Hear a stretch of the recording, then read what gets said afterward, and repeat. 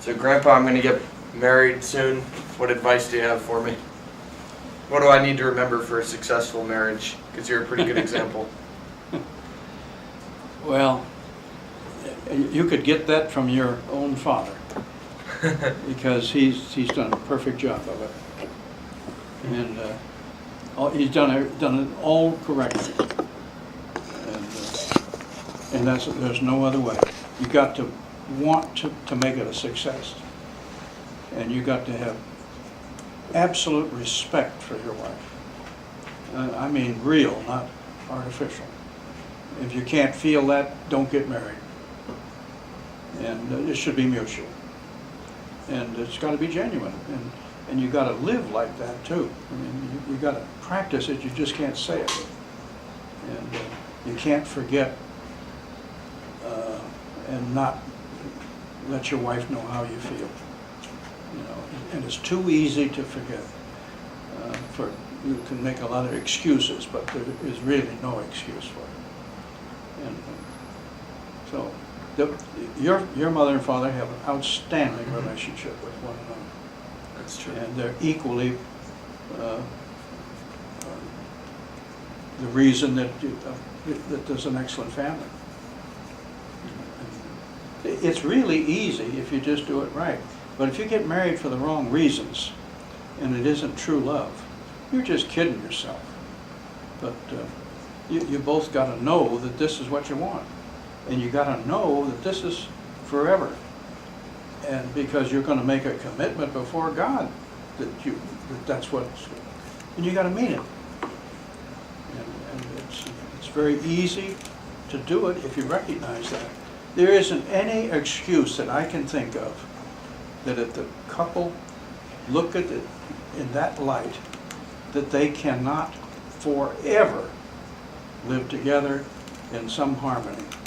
Because if there was a spark, if there's something happens to a partner, for argument's sake, let's say one of the two partners can't walk for some reason, the other one is going to live with him just like always and support that and work with him for that handicap, or him or her. So it goes both ways.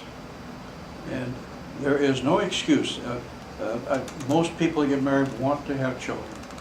They may not want to have it today, but they do want it tomorrow. No woman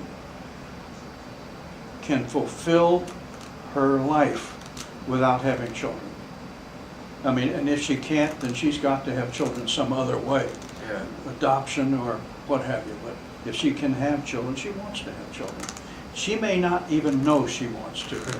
It's inbred, it's built in. And you are, the husband is responsible for having created that child. And so you have a lifetime responsibility, as she does. And you can't play games with it. If you don't mean it, don't say it. If you don't mean it, don't have a child. But don't let that child down by leaving him or separating. No matter how tough it is that you think you can't live with a woman, for example, you still got to do it whether you want to or not, because you made a commitment to that child, and it's not fair. There could be 3 children, 4 children, 1 child. It doesn't make any difference. You made a commitment, and it's your responsibility to do it. There's hardly a reason that I find any justification for a divorce.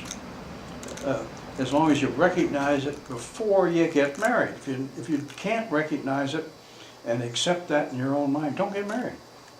It's easy to get out of it and say, I'm not prepared for it, if you don't have that ability to make that obligation part of your responsibility.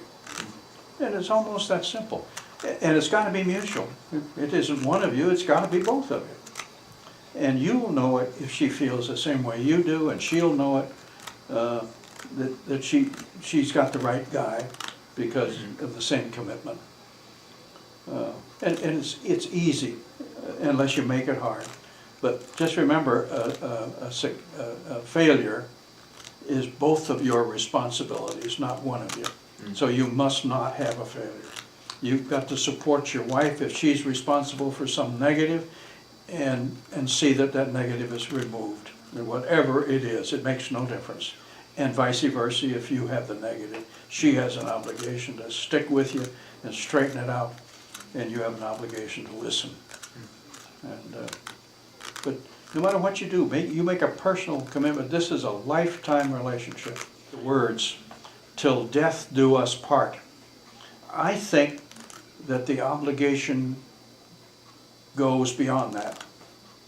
And now, if something were to happen to one couple, one half of the couple, early in life, there might be a justification to go find another partner and have happiness and what have you. And I'm sure that there's no reason that can't happen. And that doesn't mean that you don't continue your love forever.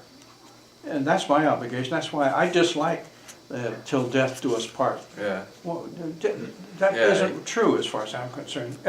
With me and my wife, why do I think less of her? Because she's gone. Yeah. You know, I think just as much of her. I relish the memories that I have. In fact, more so when she's gone than I did when she wasn't gone. Mhm. I think of things that I would never have thought of while we were still together. It's just nature, you know, is that way. And there's nothing I wouldn't do to get her back, but I have to recognize I can't do that.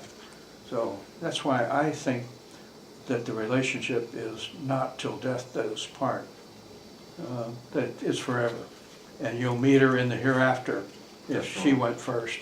Mm-hmm. And that wouldn't change if it happened, there was an accident in which you both are involved, you know. Right. You're dedicated to each other, and if you're not, forget the damn wedding. You're kidding yourself, and you're gonna have a miserable life if you don't really mean it. So you gotta know you mean it. And I think you do, for everything I know.